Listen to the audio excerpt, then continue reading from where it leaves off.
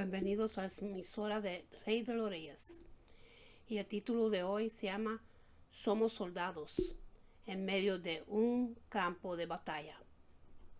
En la carta de Pablo en Efesios capítulo 6, los versículos 10 hasta 20 dice así: Por lo demás, fortalecidos en el Señor y en el poder de su fuerza, revistos con toda la armadura de Dios, para que podáis estar firmes contra las insidias del diablo. Porque nuestra lucha no es contra sangre y carne, sino contra principados, contra potestades, contra los poderes de este mundo de tinieblas, contra las huéspedes espirituales de maldad en las regiones celestiales. Por tanto, tomad toda la armadura de Dios para que podáis resistir en el día malo, y habiéndolo hecho todo, estar firmes. Estad pues firmes, ceñida vuestra cintura con la verdad, vestidos con la coraza de la justicia, y calzados los pies con el apresto del evangelio de la paz.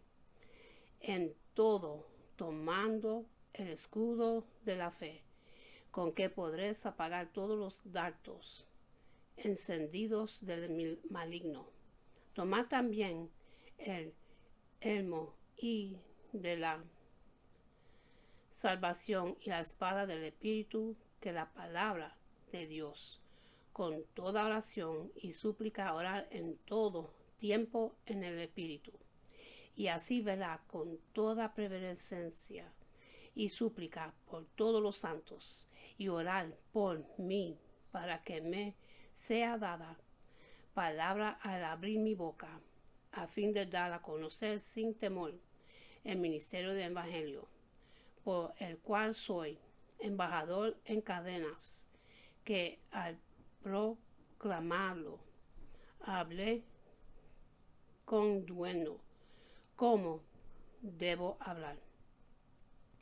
Cuando vemos las demandas de las Escrituras, las demandas de santidad que Dios pone delante de nosotros, pero al mismo tiempo contemplamos nuestras debilidades y pecados, nuestras tendencias a desmayar y a tropezar. Nos preguntemos, ¿no estaré yo condenado a ser un cristiano mediocre y fracasado? ¿Existen realmente posibilidades de victoria para mí? Es ese el tema que el apóstol trata en esta última porción de su carta a los Efesios. La epístola comienza explicando el propósito de Dios para con su pueblo, propósito que fue concebido y decretado antes de la fundación del mundo. Dios se propuso redimir en Cristo a un grupo de hombres y mujeres de toda lengua, pueblo, tribu, nación, y hacer de todos ellos una nueva sociedad, llamada la Iglesia, una familia con un solo Padre, un solo Señor, una sola fe, y donde cada uno de sus miembros se encuentra en un proceso de renovación a la imagen de Jesucristo. Dios se ha propuesto formar una nueva sociedad de hombres y mujeres que, aunque no son perfectos, porque no han sido glorificados, han sido transformados por el poder de Dios. Y Pablo dice que ahora estos hombres y mujeres deben vivir a la altura de lo que son como cristianos. En Efesios capítulo 4, versículo 1 dice así: Yo pues, prisionero del Señor, os ruego que viváis de una manera digna de la vocación con que habéis sido llamados. Y en todo el resto de la epístola, el apóstol Pablo pasa a explicar lo que eso significa. En la práctica de los cristianos somos distintos, esencialmente distintos de los no cristianos. Y esto debe ser evidente en nuestro diario de vivir y en nuestra relación con los hermanos en la iglesia, en nuestro comportamiento en el mundo, en nuestras relaciones familiares. Especies, el capítulo 4, versículo 1 dice Pablo: yo pues preso en el Señor os ruego que ande elis como es digno de la vocación con que fuisteis llamados. Y en todo el resto de la epístola, el apóstol Pablo pasa a explicar lo que eso significa. La práctica, los cristianos somos distintos, esencialmente distintos de todos los no cristianos, y esto debe ser evidente en nuestro diario vivir y en nuestra relación con los hermanos en la iglesia, en nuestro comportamiento en el mundo, en nuestras relaciones familiares. Y en cada una de esas áreas nosotros debemos manifestar que la Cristo ha hecho una obra en nosotros, que ya no somos lo mismos que éramos antes de ser cristianos, que tenemos otros estándares de vida, otras motivaciones, otras perspectivas de la vida, otras metas de alcanzar. Lo que Pablo va a decir ahora en esta última sección es que eso encierra necesariamente una gran dificultad, que no es un asunto fácil y sencillo vivir a la altura de nuestra vocación como cristianos. Amados hermanos, tan pronto hicimos la paz con Dios por medio de Cristo, nos pasamos a otro bando en una guerra sin cuartel entre el bien y el mal. Cada pulgada de terreno que avanzamos en el camino de la santidad sería medio de grandes conflictos, porque la vida cristiana no es un parque de diversiones. La vida cristiana es un campo de batalla. Estamos inmersos en una guerra espiritual, pero como veremos en un momento, Dios nos ha dado instrucciones y recursos necesarios para poder tener victorias en medio de esta guerra. Es de suprema importancia que los cristianos estemos apercibidos de esta lucha, de los recursos con los cuales contamos del enemigo que estamos enfrentando. De lo contrario, hermanos, seremos presa fácil de las seducciones, de las tentaciones, los engaños del enemigo de nuestras almas. En Efesios capítulo 0, versículo 10 hasta el 13 dice así: por lo demás, fortalecidos en el Señor y en el poder de su fuerza, revestidos con toda la armadura de Dios, para que podáis estar firmes contra las insidias del diablo. Porque nuestra lucha no es contra sangre y carne, sino contra principados, contra potestades, contra los poderes de este mundo de tinieblas, contra las huéspedes espirituales de maldad en las regiones celestiales. Por tanto, tomad toda la armadura de Dios, para que podáis resistir en el día malo, y habiéndolo hecho todo, estar firmes. Hay algo que salta a la vista de inmediato cuando comenzamos a ver esta sección de la carta. Son las figuras y metáforas militares que el apóstol Pablo usa para describir la vida del cristiano. Pablo está presentando aquí una batalla, una guerra espiritual a la que debemos ir con todo el equipo de combate, no con una parte, con todo el equipo de combate, con la parte defensiva y con la parte ofensiva. Hay un cuartel general con el que debemos permanecer en contacto de todo el tiempo. Hay una armadura que debemos ponernos Hay un enemigo que debemos conocer y que debemos resistir. El cristiano es un soldado en medio de una guerra. Pocas cosas son tan horrorosas como la guerra. Y lo que Pablo está describiendo aquí no es un soldado en un desfile militar. Lo que Pablo está describiendo aquí no es una parada militar que podemos observar en ciertos días especiales. Lo que apóstol Pablo está describiendo aquí, un soldado en tiempos de guerra, en medio del campo de batalla. En Romanos capítulo 13, versículo 14 dice así: antes bien vestidos del Señor Jesucristo, y no pienses en proveer para las lujurias de la carne. Y en Romanos capítulo 13, versículo 12, la noche está muy avanzada y el día está cerca. Por tanto, desechemos las obras de las tinieblas y vistámonos con armaduras de la luz. Y en el 2 de Corintios capítulo 10 versículo 3 y el 4 dice así: pues aunque andamos en la carne, no luchemos según la carne, porque las armas de nuestra contienda no son carnales, sino poderosos en Dios para la destrucción de fortalezas.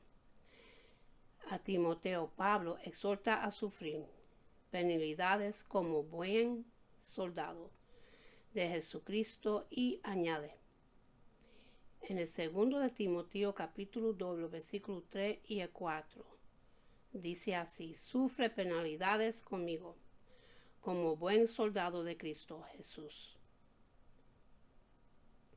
Ningún soldado en servicio activo se enreda en los negocios de la vida diaria a fin de poder agradar al que lo reclutó.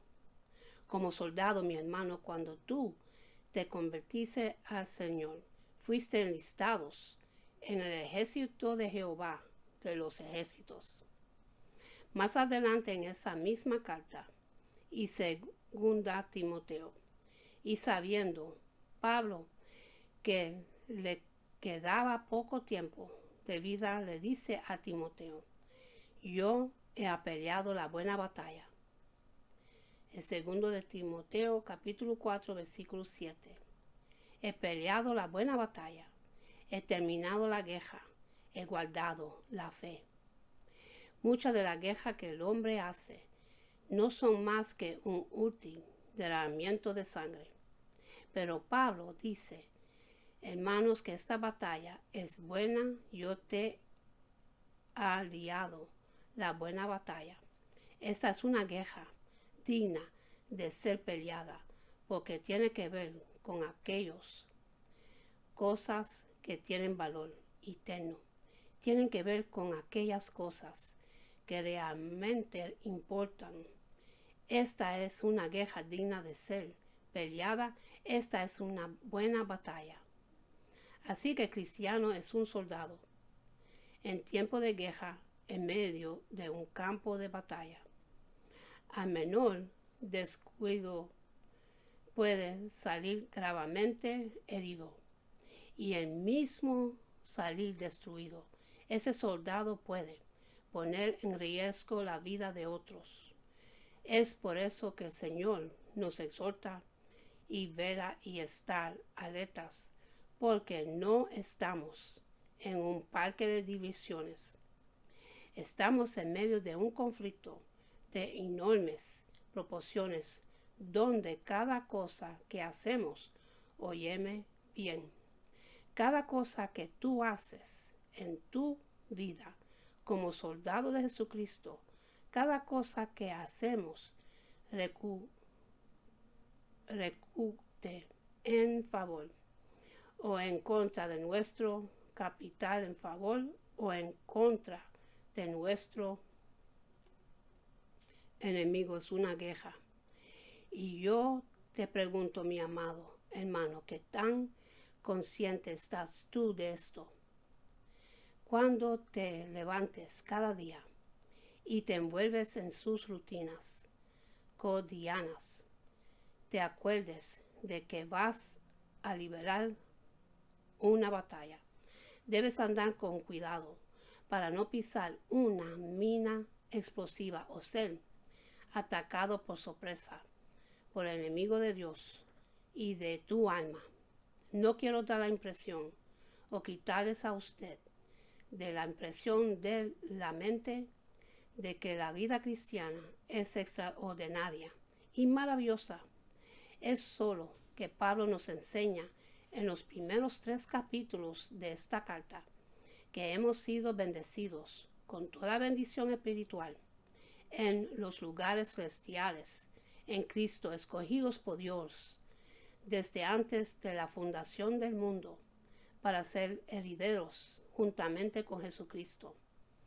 Queridos hermanos, no hay nadie más privilegiado en este mundo que un cristiano, pero eso no elimina la realidad de la vida cristiana. No es un fin de semana en la playa. Somos soldados en medio de un campo de batalla y la vida de un soldado no es fácil, sobre todo en tiempo de guerra. Para ellos no es un pasatiempo. Cada día nos enfrentamos con nuevas dificultades, nuevos peligros. Amados hermanos, me temo que muchas veces damos la impresión de no estar conscientes de esa realidad. Muchas veces damos la impresión de que esa guerra se acabó. Vivimos como si Dios y el diablo hubiesen firmado un acuerdo de paz, un tratado de no agresión. Algunos parecen estar tan despreocupados, tan pasivos que nadie diría que está en un campo de batalla. Así viven, así crían sus hijos, como si no hubiera ningún peligro, Pero la Biblia dice que estamos en guerra y que esta guerra perduraría hasta que el Señor Jesucristo vuelve en gloria y todos sus enemigos sean puestos por estrado de sus pies. Y nosotros veremos eso con nuestros ojos. Hasta entonces tendremos que seguir peleando cada día de nuestras vidas hasta que lleguemos a nuestro reposo final en la presencia de Dios. Estamos en guerra. Notemos cuáles son los recursos que Dios ha puesto a tu disposición para que tú pelees en esta guerra, para que tenga una idea de lo que estamos enfrentando aquí. En el primer lugar, Pablo menciona en el versículo 10 el gran poder de Dios. En Efesios capítulo 6, versículo 10 dice así: por los demás, fortalecidos en el Señor y en el poder de su fuerza. Esto es una guerra que no podemos liberar en nuestra propia fuerza. Es imposible que con nuestra propia capacidad o nuestros propios recursos podremos enfrentar a nuestro enemigo. Pablo dice que debemos fortalecernos en el Señor y en el poder de sus fuerzas. El apóstol Pablo ya había mencionado antes este poder de Dios en el capítulo 1, Efesios capítulo 1, versículo 18 hasta 23, y dice así: mi oración es que los ojos de vuestros corazones sean iluminados, para que sepas cuál es la esperanza de su llamamiento, cuáles son las riquezas de la gloria de su herencia en los santos, y cuál es la extraordinaria grandeza de su poder para con nosotros los que creemos, conforme a la eficacia de la fuerza de su poder, el cual obró en Cristo cuando le resucitó de entre los muertos y les sentó a su diestra en los lugares celestiales, muy por encima de todo, principado, autoridad, poder, dominio y de todo nombre que se nombra, no solo en este siglo, sino también en el venidero. Y todo sometió bajo sus pies, y a él lo dio por cabeza sobre todas las cosas, a la iglesia, la cual es su cuerpo, la plenitud de aquel que lo llena todo en todo. Pablo dice, yo quiero que ustedes conozcan ese poder que está disponible para ustedes. Efesios capítulo 3, los versículos 14 hasta 16 dice así. Por esta causa, pues, doblo mis rodillas ante el Padre de nuestro Señor Jesucristo, de quien recibí nombre toda familia en el cielo y en la tierra, que os conceda, conforme a las riquezas de su gloria, ser fortalecidos con poder por su espíritu en el hombre interior. Este poder, dice Pablo, está a nuestra disposición. Así que, hermanos, aunque tenemos muy buenas razones para no descuidarlos en esta guerra, no tenemos razones para que el miedo lo paralice. Y aquí tenemos los dos extremos. Hay creyentes que viven como si el diablo no existiera.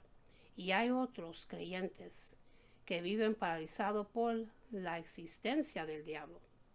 No, ni una cosa, ni la otra. No tenemos razón para que el miedo nos paralice. Tenemos a nuestra disposición el poder omnipotente de Dios, el mismo poder que resucitó a Jesucristo de los muertos y por el cual Él está sentado a la diestra de Dios, sobre todo principado, poder, autoridad y señorío. No existe nada ni nadie en todo el universo que sea más poderoso que nuestro Señor Jesucristo. Filipenses capítulo 4, versículo 13 dice así: todo lo puedo en Cristo que me fortalece. Así que, hermanos, no hay razón para vivir una vida cristiana derrotada y mediocre. No hay razón.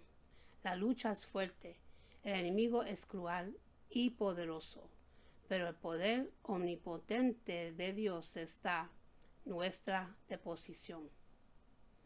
¿Qué debemos hacer nosotros? Pablo dice, fortalecidos en Él, y eso implica al menos dos cosas.